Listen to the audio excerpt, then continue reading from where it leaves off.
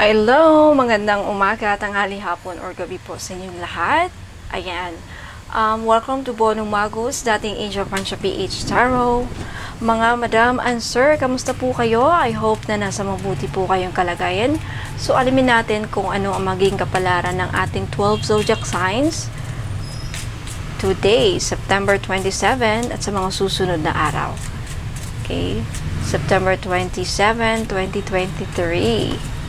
Paalala lang po, this is a general reading. Hindi po ito magre-resonate po sa lahat ng mga nanonood. Okay, let me know in the comments, no, if you want to win a free private reading. Okay, kung gusto niyo manalo ng private personal reading, okay, just comment anything. Emoji. Okay, comment if nag-resonate to sa inyo. Let me know kung anong ipapahula ninyo. Your story, talambuhay ninyo, ayan. Mamimili ako, okay? So, ayan. You have alchemy. You have the Midas touch right now.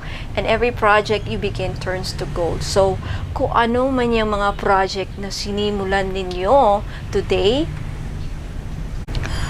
posible na, ayan, there's a big chance na magiging successful.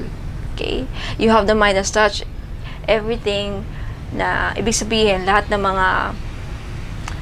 mga asikasuhin mo, lahat ng mga mahahawakan mo. Okay? Magbibigay sa iyo ng kasaganahan. Magbibigay sa iyo ng malaking opportunity. Project man 'yan. Okay? Deal man 'yan, dealings man 'yan, business man 'yan. Ano ba yung mga hawakan mo? Okay? Ano ba yan? Real estate, property, na nahawakan mo. Ayan. Wow! Congratulations! Okay. Next, you have simplify your life. Eliminate the clutter from your home and work life to balance the flow of activities. So, yan. If this is not an advice, yung iba sa inyo is nakikita ko na naglilinis sa araw na to. You wanna make sure na lahat organized. Okay, nagdi-declutter kayo. Ibig sabihin, tinatapon nyo ng mga hindi nyo na kailangan. If this is an advice, maybe this is what you need to do in order to come in the abundance. Alam mo yung mga feng shui, ayan.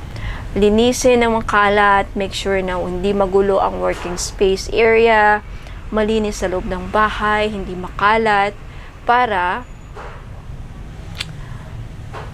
ano yan toxic energy yan para hindi mabigat sa pakiramdam. Maaliwalas ang ating pakiramdam sa loob ng bahay.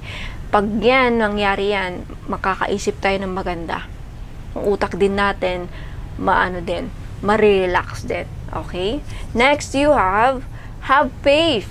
Okay? Your prayers are manifesting. Remain positive and follow your guidance. So, ayan. Ito na yung sign na yung mga pinapanlalangin ninyo matutupad or pinapakinggan na. So, maniwala ka lang. Okay? Have faith. Okay? If you believe na mangyayari yan, mangyayari talaga yan. Kasi, maybe, yung iba sa inyo is, you have to change your mindset.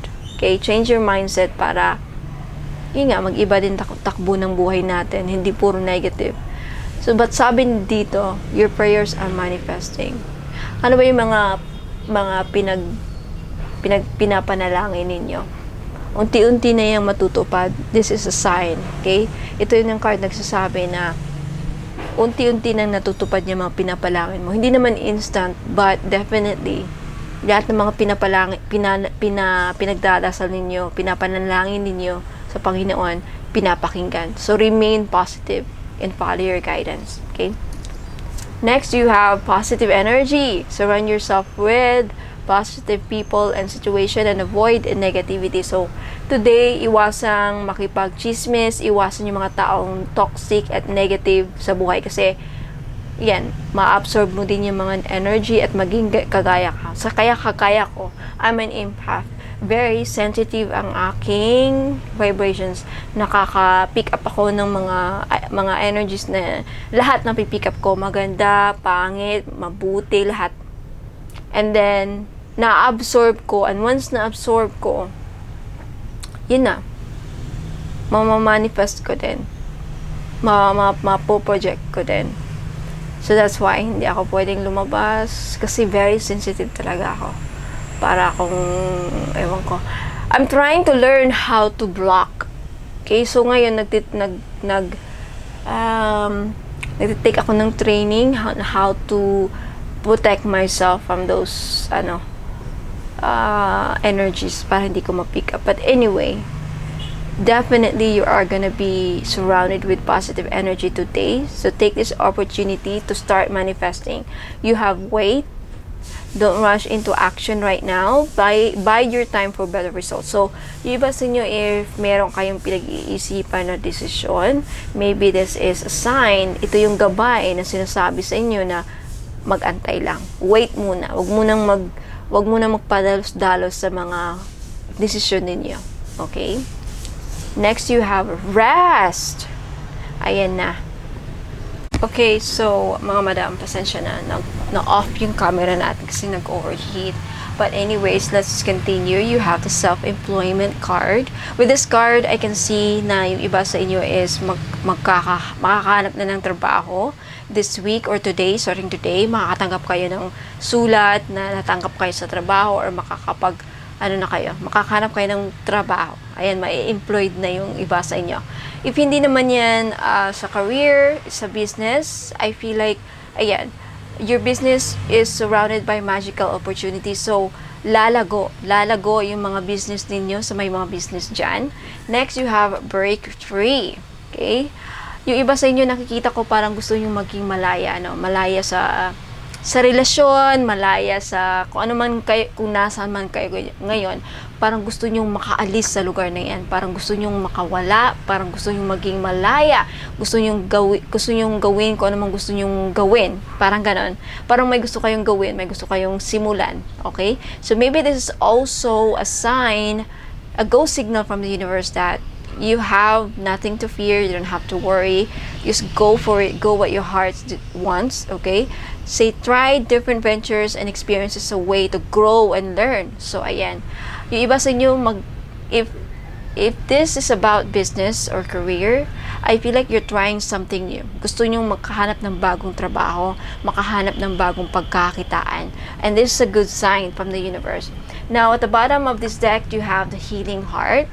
With this card, nakikita ko yung iba sa inyo is may magkakabalikan, may magkakaayos sa pamilya, kamag-anak, relationship, any kind of relationship. Ayan, magkakaayos na kayo ng mother ninyo, kung sino man yan. Okay?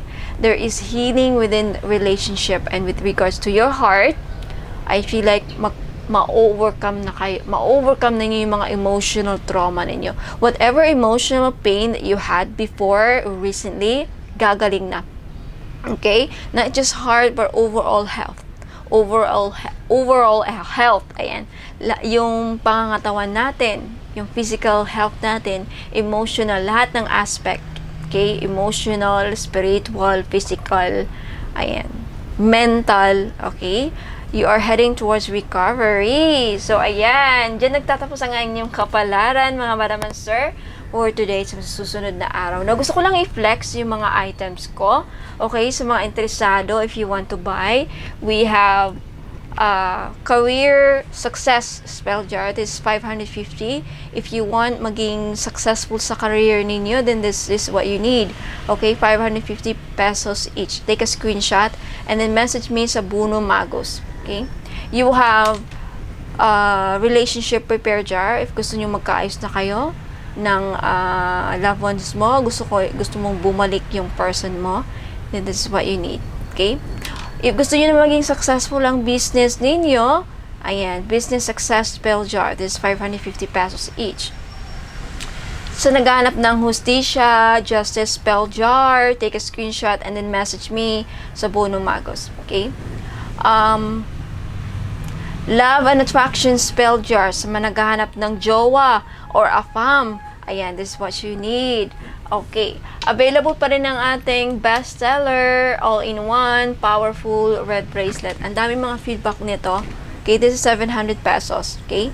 Sa naghanap ng panangga, sa kulam, or protection, lifetime protection, lahat ng mga items na to, mga madam ha, this is lifetime. Lifetime, forever, walang expiration date. Okay, 1,000 pesos sa panangga, sa anti-kulam necklace. Okay, protection sa kulam. And healing na rin. Okay, gagaling kayo dito. Okay, next, you have Generation Curse Ancestral Healing Necklace. If gusto nyong maalis sa mga sumpa sa inyong angkan, yung bloodline, yung pamilya mo, it's what you need. Okay, 1,900 pesos, okay, para sa ritual. So, ayan mga madam and sir, maraming salamat. Let me know in the comments if this reading resonates with you. I'll see you guys next time. God bless, more power, and paalam po.